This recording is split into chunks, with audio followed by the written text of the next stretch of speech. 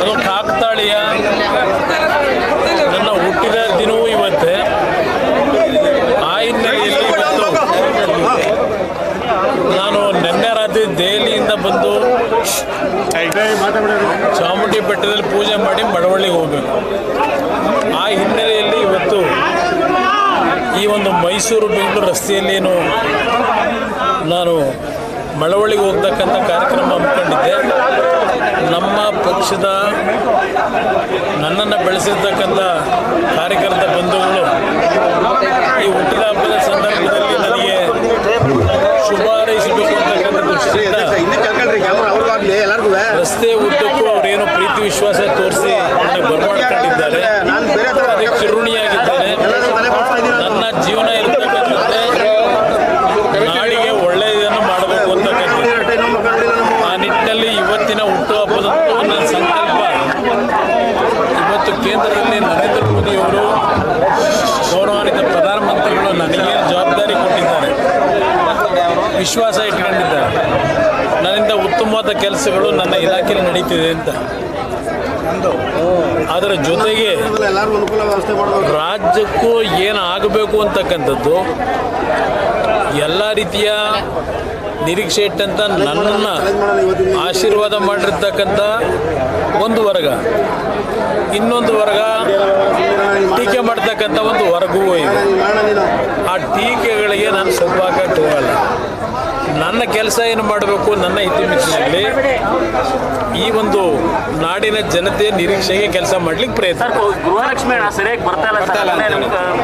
ನನ್ನ ಗೃಹಲಕ್ಷ್ಮಿ ಕಾರ್ಯಕ್ರಮ ಹಣ ಕೊಡ್ತಿದ್ದಾರೋ ಬಿಡ್ತಿದ್ದಾರೋ ಅದಕ್ಕಿಂತ ಹೆಚ್ಚಾಗಿ ಬ್ರದರ್, ಇವತ್ತು ಕಳೆದ 2 ವರ್ಷ ಈ ಸರ್ಕಾರ ಬಂದ ನಂತರ ರಾಜ್ಯದಲ್ಲಿ 2800 ರೈತ ಕುಟುಂಬಗಳ ಆತ್ಮಹತ್ಯೆಯಾಗಿದೆ. ಇತ್ತೀಚೆಗೆ ಅದರ ಬಗ್ಗೆ ಯಾರೂ ಗಮನ ಹರಿಸ್ತಾ ಇಲ್ಲ.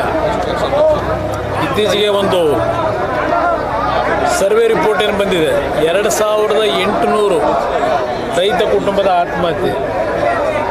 ಇದು ಈ ಸರ್ಕಾರ ಗೃಹಲಕ್ಷ್ಮಿ ಯೋಜನೆ ಪಂಚ ಗ್ಯಾರಂಟಿಗಳನ್ನು ಕೊಡ್ತಕ್ಕಂಥದ್ರ ಮುಖಾಂತರ ರೈತರ ಪರಿಸ್ಥಿತಿ ಎಲ್ಲಿಗೆ ತಂದಿಟ್ಟಿದ್ದಾರೆ ಅನ್ನೋದು ಮತ್ತೆ ಪುನಃ ನೀವು ನೋಡ್ತಾ ಇದ್ದೀರಿ. ಅದಷ್ಟೇ ಅಲ್ಲ, ಈ ಸರ್ಕಾರ ಹೇಳಿದ್ದು ಸಹಕಾರಿ ಬ್ಯಾಂಕ್ನಲ್ಲಿ ಸುಮಾರು 32 ಲಕ್ಷ ಕುಟುಂಬಗಳಿಗೆ 24,000 ಕೋಟಿ ರೂಪಾಯಿಗಳ ಸಾಲ ಕೊಡ್ತೀವಿ ಅಂದರು ರೈತರಿಗೆ. ನವೆಂಬರ್ ತಿಂಗಳವರೆಗೆ ಕೊಟ್ಟಿರೋದೆಷ್ಟು? 12,000 ಕೋಟಿ ಕೊಟ್ಟಿದ್ದಾರೆ. ಅಂದರೆ ಈ ಬುಕ್ಸ್ ಆಫ್ ಅಕೌಂಟ್ ಬದಲಾವಣೆ ಇದೆಯಲ್ಲ, ಸಾಲ ಏನು ಕೊಟ್ಟಿಲ್ಲ ಹೊಸದಾಗಿ, ಆ ಬುಕ್ಸ್ ಆಫ್ ಅಕೌಂಟ್ನಲ್ಲಿ ಇರ್ತಕ್ಕಂಥದ್ದನ್ನು ಅಲ್ಲಿ ತಿದ್ಕೊಂಡು ಇಟ್ಕೊಂಡು ಕೂತ್ಕೊಂಡಿದ್ದಾರೆ. ಇದರಿಂದ ರೈತರ ಪರಿಸ್ಥಿತಿ ಏನಾಗಬೇಕು, ಇದು ನನ್ನ ಚಿಂತೆ. ಇವ್ರ ಕಾರ್ಯಕ್ರಮ ಗೃಹಲಕ್ಷ್ಮಿ ದುಡ್ಡು ಕೊಟ್ಟರು ಬಿಟ್ಟರು ಅದೆಲ್ಲ ಮುಖ್ಯ. 2 ತಿಂಗಳು ಹಣ 5,000 ಕೋಟಿನ ಅವರು ಒಟ್ಟಿಗೆ ಕೊಡ್ತಾರೆ. ಒಟ್ಟಿಗೆ ಕೊಟ್ಟರೆ ಅವ್ರನ್ನ ಜ್ಞಾಪಕದಲ್ಲಿ ಇಟ್ಕೊತಾರಲ್ಲ ಜನ. ಅದಕ್ಕೆ ಒಟ್ಟೊಟ್ಟಿಗೆ 3 ತಿಂಗಳು 4 ತಿಂಗಳು ಯಾರು ಚುನಾವಣೆ ಬಂದಾಗ, ಈಗ ಜಿಲ್ಲಾ ಪಂಚಾಯತಿ ತಾಲೂಕು ಪಂಚಾಯತಿ ಚುನಾವಣೆ ನಡೆಸಬೇಕಾದ ಅನಿವಾರ್ಯತೆ ಬಂದರೆ ಆಗ 4-5 ತಿಂಗಳು ಒಟ್ಟಿಗೆ ಸೇರಿಕೊಟ್ರೆ ಓಟ್ ಹಾಕ್ತಾರೆ ಅಂತ ಅವ್ರ ತಲೆ ಹೊಡೆ. ನನಗೆ ಅವ್ರ ಸವಾಲುಗಳು ಅವೆಲ್ಲ ಅವಶ್ಯಕತೆ ಇಲ್ಲ. ನನ್ನ ಕೆಲಸ ಏನು ಮಾಡಬೇಕು ನಾನು ಮಾಡ್ತೀನಿ. ಮತ್ತೆ ಚರಂಡಿ ಮಾಡಿದ್ರೆ ಅಭಿವೃದ್ಧಿ ಅಂತ ಪರಮೇಶ್ವರ್ ಹೇಳ್ತಾರೆ ಸರ್. ಯಾರು ಅದಕ್ಕೆ ಹೇಳ್ತಾ ಇರೋದು, ಈ ಸರ್ಕಾರಕ್ಕೆ ಅಭಿವೃದ್ಧಿ ಅಂದರೆ ಏನು ಅನ್ನೋದೇ ಚಿಂತೆ ಗೊತ್ತಿಲ್ಲ. ಇವ್ರಿಗೆ ಗೊತ್ತಿರತಕ್ಕಂಥದ್ದು ನಾಡಿನ ಜನತೆಯ ತೆರಿಗೆ ಹಣ ಲೂಟಿ ಮಾಡೋದು ಅಭಿವೃದ್ಧಿ ಅಂತ ತಿಳ್ಕೊಂಡಿದ್ದೆ.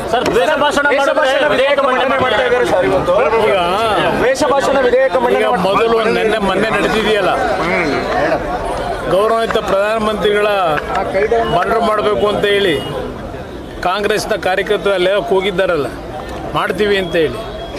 ಮೊದಲು ಅದ್ರ ಮೇಲೆ ಆಕ್ಷನ್ ತಗೊಳ್ಳಕ್ಕೆ ಹೇಳಿ ಸರ್ಕಾರಕ್ಕೆ. ಜಿಲ್ಲಾಧಿಕಾರಿಗಳ ಕಚೇರಿಗಳಿಗೆ ಬಾಂಬ್ ಬೆದರಿಕೆ